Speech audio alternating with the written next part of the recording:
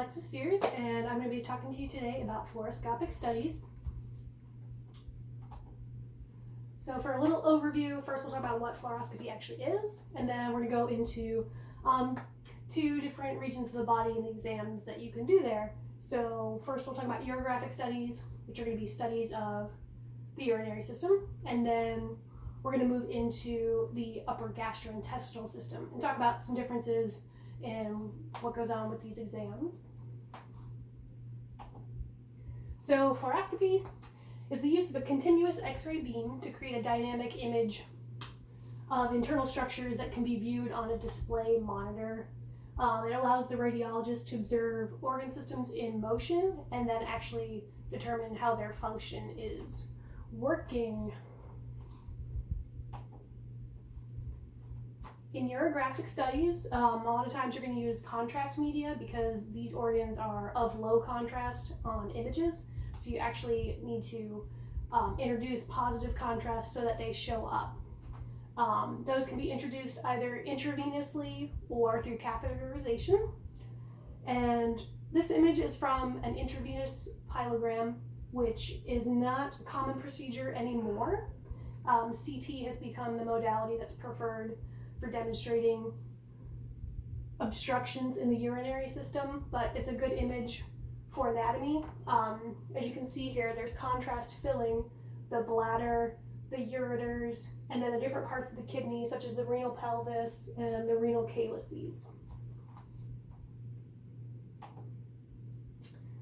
Here's a few indications for why you would do a study like this.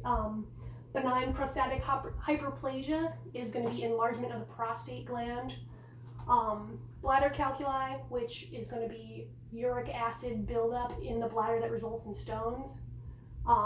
Cystitis, inflammation of the bladder. Glomerulonephritis, which is going to be inflammation of the capillaries within the glomeruli of your kidneys.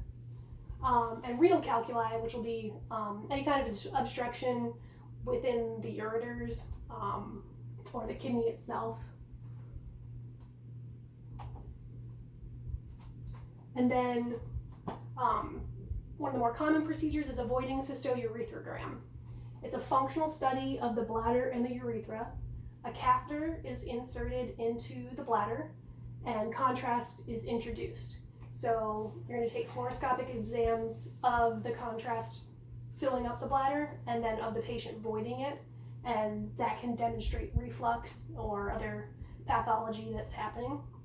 And then just a visual. So the bladder doesn't show up very good on a regular x-ray. As you can see here, there's nothing there. However, when it's filled with contrast, it shows up a lot better. So for a demonstration, here's an organ, it's kind of clear. We introduce some contrast.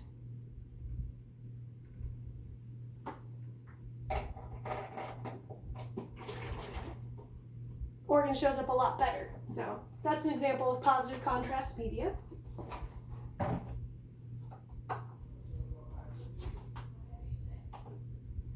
A few positioning notes on a VCUG if you are taking the registry anytime soon. It's going to be a difference between the female and the male where you're taking your image. In a female, it's going to be in the AP position and just center of the pubic symphysis. As you can see, bladder is filled up, shows up in the right spot. On a male, however, you put them into a 30-degree right posterior oblique, which has the male urethra superimposed over the soft tissue of the thigh and makes it more easy to view. As you can see here, there's a little pathology, some kind of diverticula outpouching going on with that bladder or urethra. And then just a note, while fluoroscopy is preferred for functional studies, CT is preferred for any kind of demonstration of calculi. They show up really well on the slices of a CT. As you can see here, there's an obstruction within the kidney itself.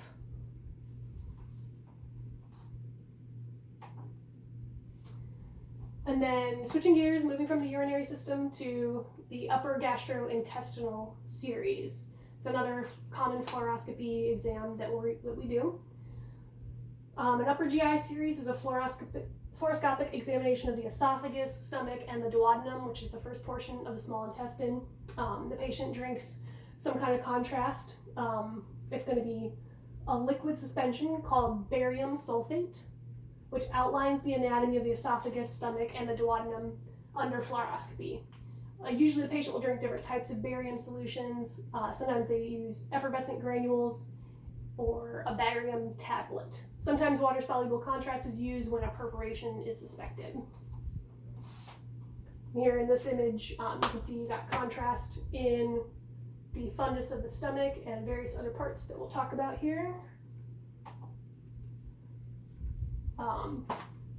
So for fluoroscopy, the most common positive contrast agent is going to be barium sulfide. It's a colloidal suspension. So what that means is the barium itself is solid, and you're going to mix it with a liquid, water, and when you mix it, the barium isn't going to dissolve, it's just going to be suspended within that liquid. So a good visual for that is some homemade salad dressing here. So I've got oil on the top that kind of symbolizes the water, the liquid portion, and then down here, this solid, this oregano, garlic, other stuff, that's like your barium. So right now it's suspended, but part of what we do in the preparation for the exam is we have to mix the barium with the liquid and shake it up. So that's a good visual for what goes on with the barium. It's then suspended within that liquid.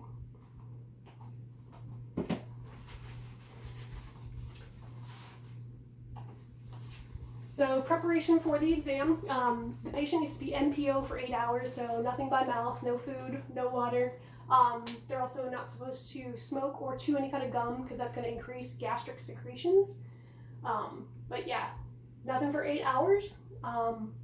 When you bring the patient into the room, you're going to take their history and then explain the procedure to them, which goes something like, I'm going to have you lay on the table, this fluoroscopy tower is going to be brought over you, and then we're going to have you ingest various contrast and help you into various positions so that we can get the images that we need. After the exam, the patient can eat, and you're going to want to inform them that they need to drink plenty of water to help move the barium through their digestive tract. Let them know they're going to see some white in their stool, and to contact their doctor if they don't have a bowel movement within 24 hours after the exam. Some anatomy of the upper gastrointestinal area. In this image, just so you know, the image is inverted, so the contrast shows up black, but here in the fundus, the top of the stomach, that's actually where the barium is. So that means the patient would be supine because the fundus actually sits anterior to the body of the stomach. But here you can see the lesser curvature, the greater curvature in the body of the stomach. This is the pyloric portion that's going to squeeze the contents of the stomach into the first portion of the small intestine. So this is the first portion of the duodenum, and then the contrast is moving through here into the descending portion, second portion of the duodenum, and then this is the ascending portion, and you can see here where it then goes from ascending duodenum to jejunum. This is where the ligament of Treitz would be, and you can tell there's no malpositioning in this patient's anatomy because it's about 2 inches to the left of the spine. That's where it's supposed to be. And then contrast enters the jejunum. So there's several positions you're going to put your patient in to see different portions of their body. We do a PA, shows the body of the stomach and the pylorus filled with barium. In an RAO, you get the duodenal bulb in profile, and you can see the entire stomach and the C-loop of the duodenum. And then you move them into a right lateral to see the retrogastric space, which is the space behind the stomach. In an LPO, the stomach is lined with barium, and you get an unobstructed view of the duodenal bulb without superimposition of the pylorus. And then in an AP, you want to be sure to include the diaphragm in case of a possible hiatal hernia. So that's one of the clinical indications for UGI. Hiatal hernia is when a portion of the stomach herniates from the diaphragmatic opening of the esophagus. Other things that are common are gastric diverticula, outpouching of the mucosal wall of the stomach, gastritis, inflammation of the lining of the stomach, and then something commonly seen in infants is hypertrophic pyloric stenosis. It's where the muscle of the pylorus is enlarged, and it's like an obstruction. Generally causes the infant to vomit after feeding. There could be pain, stomach distension. So that's something that you'll see a lot of UGI in infants for. And that concludes this presentation. Thank you.